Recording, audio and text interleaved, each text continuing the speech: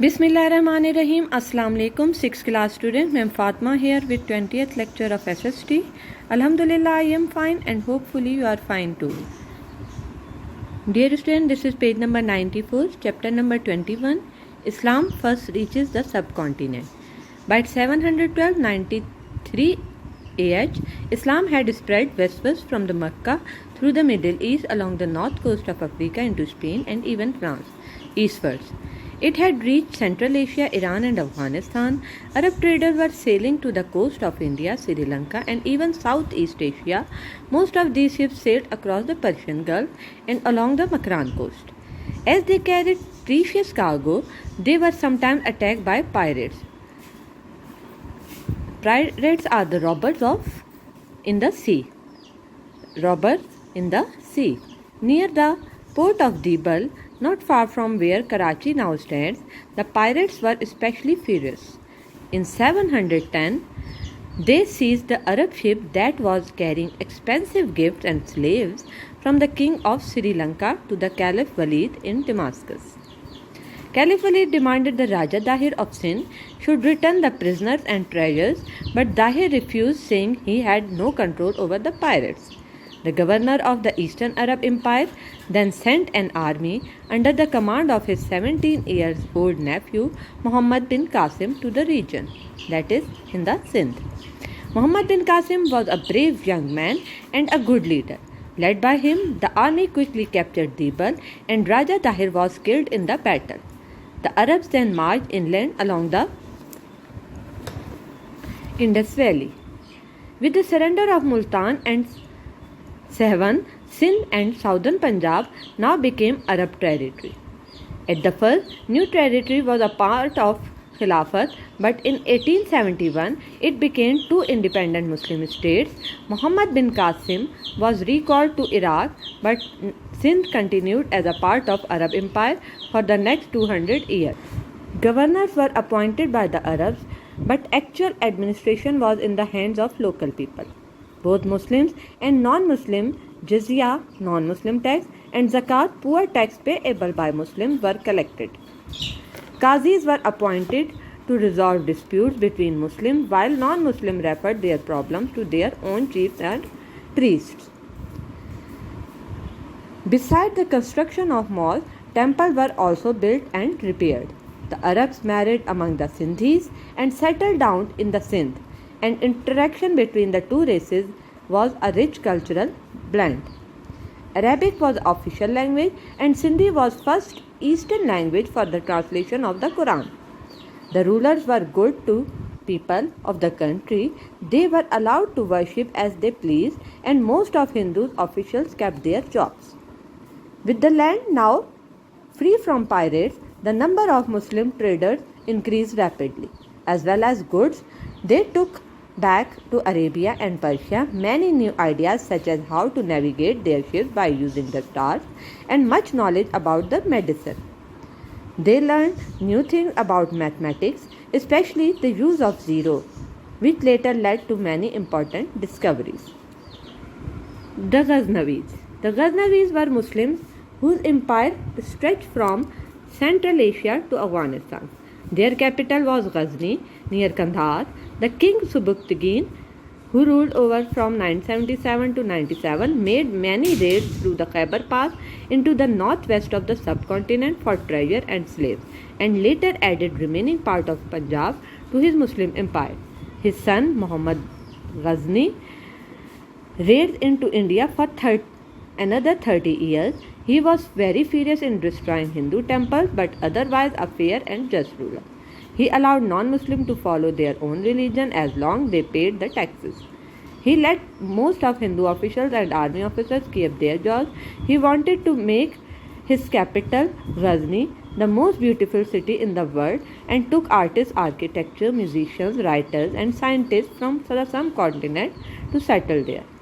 The great trade route, the Silk Route from China to the west, went across part of Ghaznavid Empire in Central Asia. The Ghaznavid rulers taxed the merchants traveling along this road, which made them very wealthy. They also traded the goods themselves. They brought gunpowder, tea, paper, and fine pottery from China to the subcontinent, and cotton, sugar, spices, and perfumes from the subcontinent to China and Europe. Trade grew rapidly. When Mahmud died, the Ghaznavid Empire broke up into the smaller states, all fighting for power. The Ghauris and the Sultanate of Delhi. The small state of Ghaur in what is now Afghanistan was ruled by two brothers. One invaded Central Asia while the other, Mahmud Ghauri, invaded India under his great general Qutbuddin Aibak.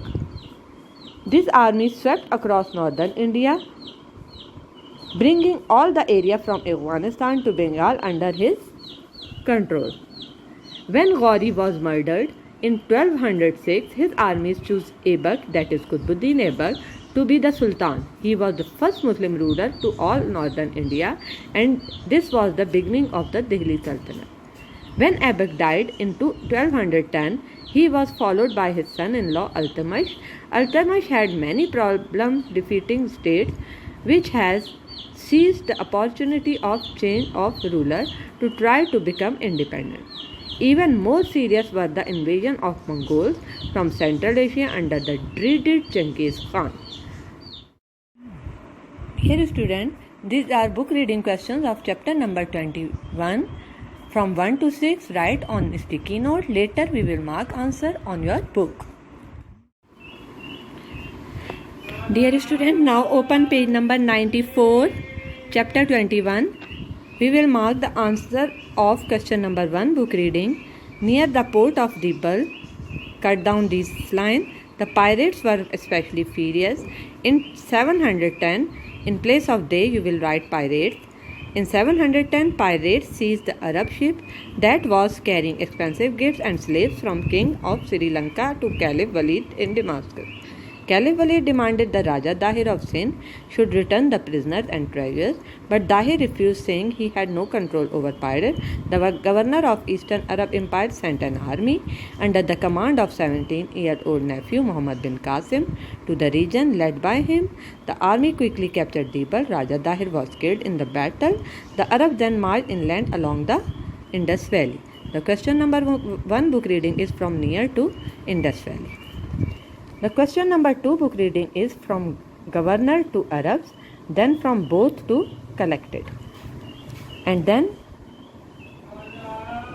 second point, this is first point. Second point, beside the construction of mosques were also built and repaired.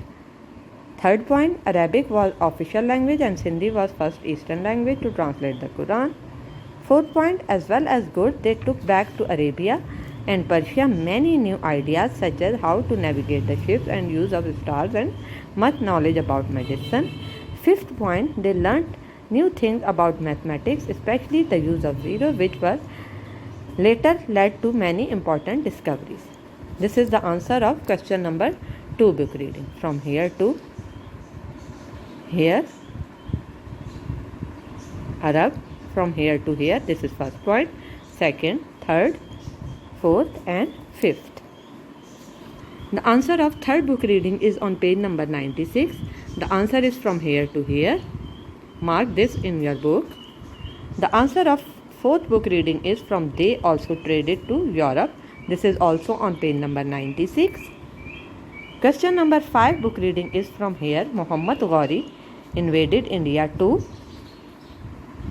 1206 on page number 97. This is fifth book reading. The answer of sixth book reading is from here. That is, when Ghauri was murdered in 1206, his armies chose Aibak to be Sultan. He was the first Muslim ruler to all northern India, and this was the beginning of Delhi Sultanate. So, the answer of question number 6 book reading is from here, from when to Delhi Sultanate. Dear student, this is all about lecture number 20. Take care. Allah Hafiz.